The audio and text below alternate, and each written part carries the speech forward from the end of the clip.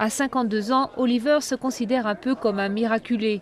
Malade du sida, il n'aurait jamais pensé vivre jusqu'en 2010. J'ai appris que j'étais séropositif en 86, dès les débuts du sida. Oliver et les gens de sa génération, voilà le nouveau visage du sida à New York, où 75% des malades ont plus de 40 ans.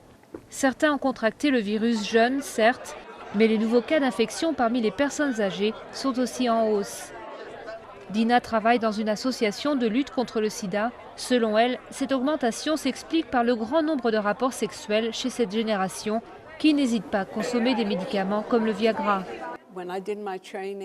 Lors de ma formation, j'étais un peu gênée d'être envoyée dans des maisons de retraite pour parler devant des gens assis dans des déambulateurs. C'était inimaginable pour moi qu'ils puissent faire autre chose que de rester assis, d'avaler des pilules, de dormir et de manger. Eh bien, je me trompais. Les personnes âgées ont plus de rapports sexuels, mais bien souvent sans se protéger. Je pense qu'il y a toujours une sorte de tabou parmi les gens plus âgés, vous savez. On est tous au courant du sida, des MST, des grossesses et tout. Mais ce n'est toujours pas politiquement correct d'en parler ouvertement. Au-delà des problèmes de prévention, les personnes âgées exposées au virus se font rarement tester.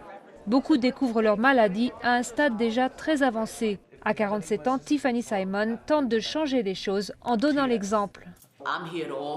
Je suis ici aussi pour dire aux personnes âgées que le sida n'est pas une maladie de jeunes, que les vieux l'attrapent aussi par ignorance et par manque d'éducation. Une ignorance qui subsistera selon les associations d'aide si les jeunes sont les seuls à apparaître sur les prospectus ou dans les spots de prévention. Alors qu'en réalité, la maladie, elle, ne fait pas de différence entre les âges.